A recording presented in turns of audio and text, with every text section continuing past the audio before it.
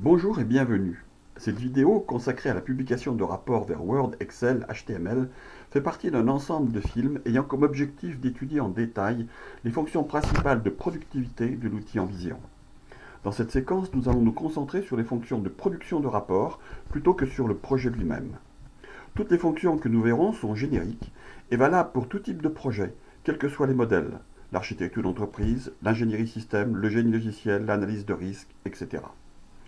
Nous reprendrons l'exemple précédent d'architecture d'entreprise. Depuis la page d'accueil, je vais naviguer dans la partie métier du projet afin de vous montrer les données et les diagrammes que nous allons exploiter. Pour naviguer dans le projet Envision, on peut par exemple double-cliquer sur les objets afin d'accéder à leur sous-vue, comme ceci. Je double-clique sur l'objet module architecture processus métier. Voilà. Nous arrivons dans la vue des domaines métiers de l'entreprise. Je double-clique maintenant sur le domaine voyage, ici, et je choisis la vue macro-processus. Observez les macro-processus métiers, de support et de pilotage, ainsi que leur flux entrant et sortant. Je double-clique maintenant sur le processus réservation voyage V1, ici. Je sélectionne la sous-vue processus actuel. Un second niveau de macro-processus est affiché. Mais nous arrêtons ici la navigation car maintenant nous avons acquis suffisamment d'informations pour alimenter la suite de l'exposé. Revenons sur le diagramme d'accueil en cliquant sur la maison, ici, et publions le rapport prédéfini architecture métier, ici, en double-cliquant sur son icône.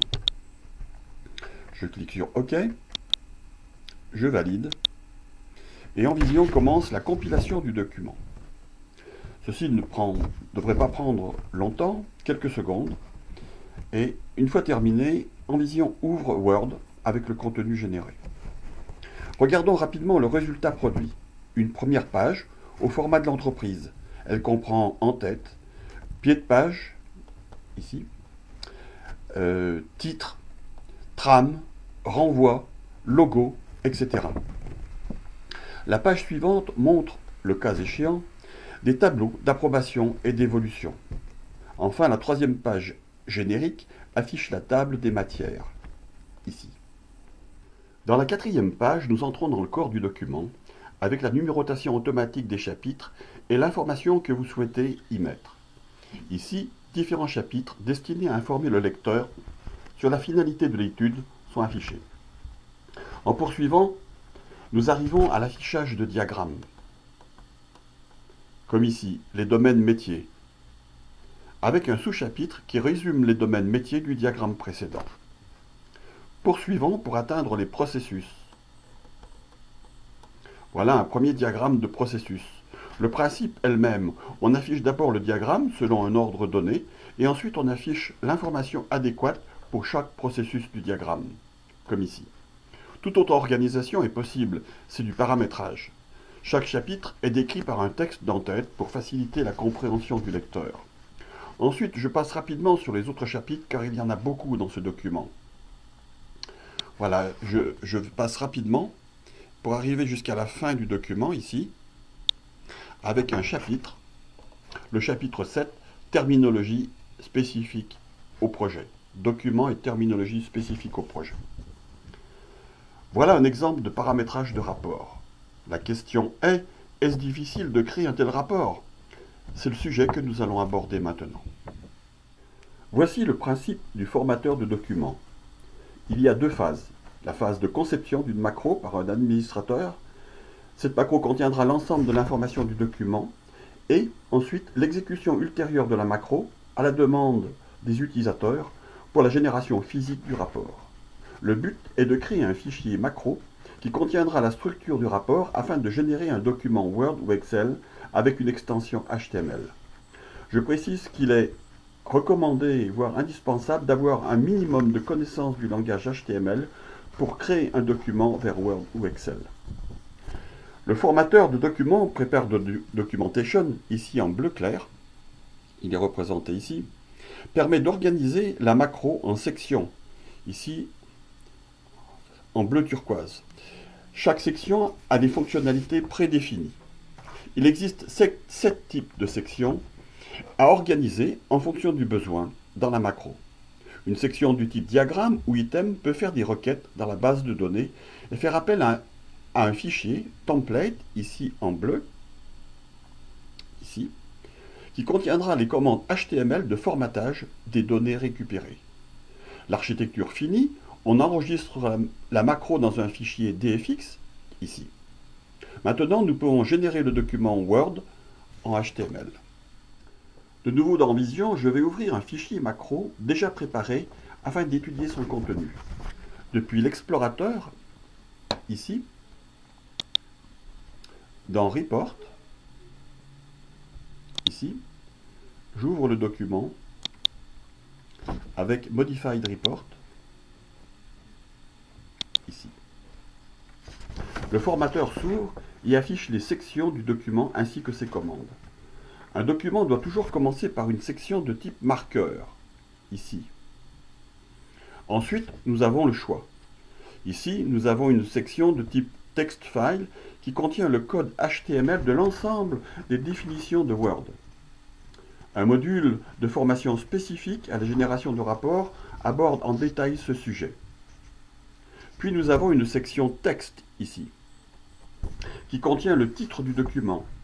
J'ouvre ici cette section texte et nous voyons le titre à modifier ici, entouré de balises HTML pour générer un paragraphe, centrer le titre et définir la taille de la police.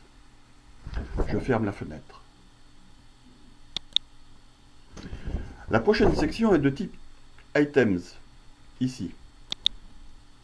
Elle fait une requête dans la base de données pour obtenir le nom du projet et l'affiche avec un fichier template. La prochaine section, elle est de type texte à nouveau. En fait, il s'agit simplement d'un saut de page HTML. La section suivante, ici, text file, crée une table des matières par défaut. Le code HTML de la table est inclus dans le fichier table des matières, ici. Un nouveau saut de page, qui est la copie de la précédente. Jusqu'ici, toutes les sections sont standards et réutilisables pour tout document. Nous entrons maintenant dans le corps du document. Une section marqueur va définir le format d'affichage du diagramme suivant. Ensuite, une section de type texte, ici, qui générera le chapitre 1 du document. Son code est très simple. J'ouvre ici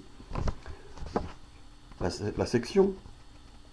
Le nom du chapitre est entouré d'une balise H1 qui formate, calcule et affiche le numéro du chapitre. Ici, chapitre 1. H1 a été défini dans le fichier en-tête HTML de la première text file. Ensuite, la section principale. D'abord, je ferme ici. Ensuite, la section principale qui s'appelle diagramme groupe et qui va chercher un diagramme de processus métier et, en suivant, afficher certains attributs des processus qui le composent, comme ceci. Je clique sur diagramme groupe. Commençons par définir les critères de sélection du diagramme recherché.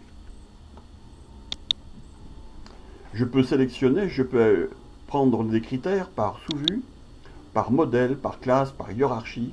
Je vais rester avec la sous-vue ici. Et je vais descendre dans toutes les sous-vues, ici, pour arriver à process actuel, ici. Je suis dans la sous-vue process actuel. Une sous-vue, cette sous-vue possède deux couches. Je vais choisir la couche processus actuel. Je valide.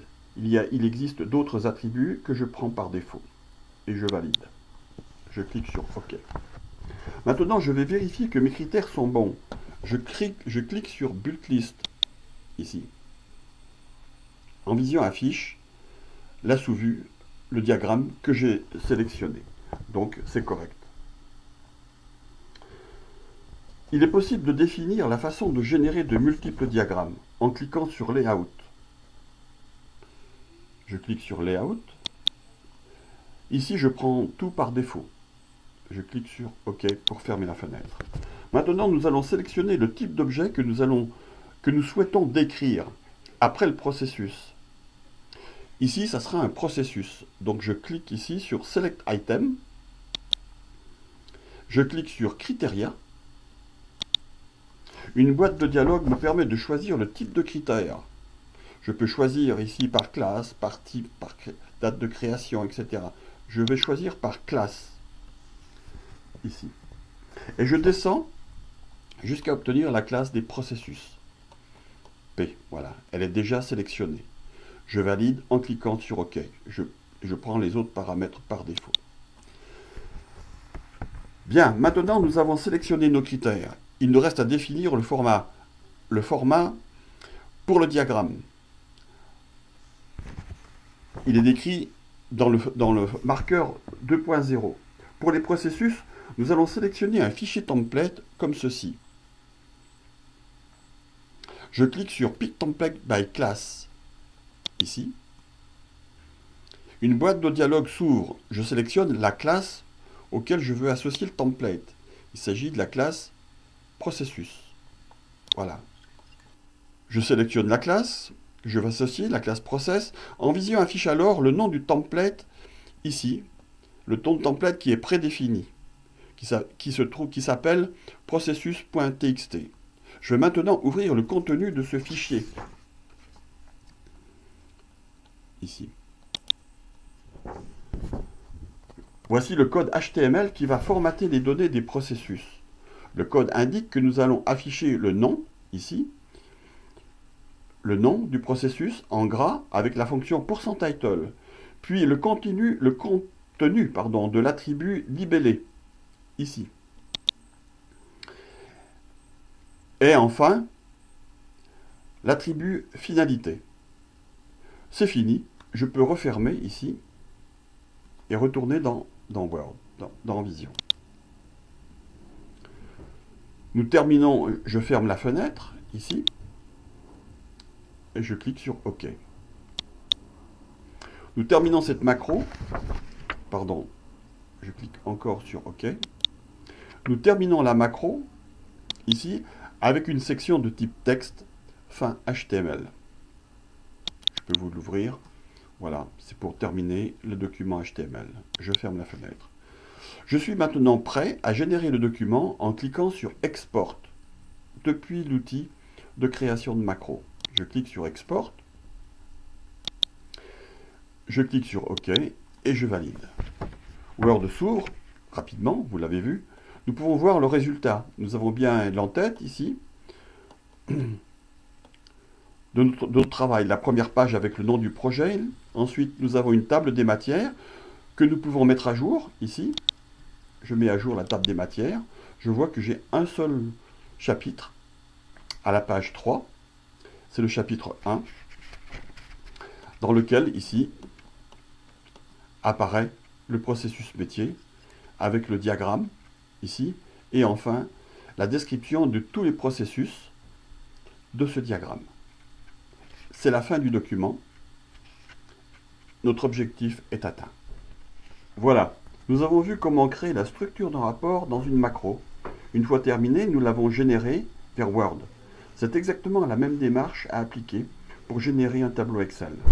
Le travail de paramétrage ne s'effectue qu'une fois. Bien d'autres fonctions intéressantes n'ont pas été vues, mais ce tutoriel est déjà suffisamment long. Nous sommes arrivés au terme de cette vidéo. Nous vous remercions pour votre attention et espérons vous avoir aidé pour le choix de votre futur outil de modélisation. D'autres tutoriels sont disponibles pour accroître vos connaissances dans Visio.